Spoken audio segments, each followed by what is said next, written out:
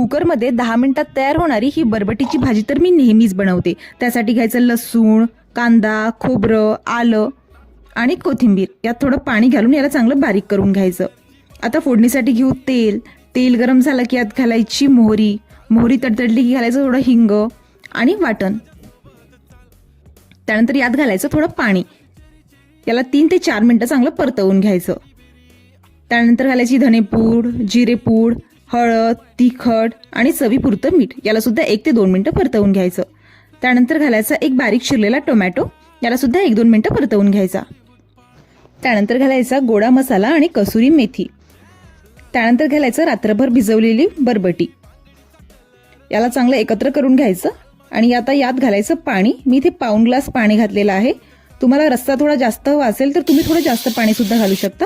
2 शिट्ट्या काढून घ्यायच्या आणि तयार आहे मस्त बरबटीची भाजी।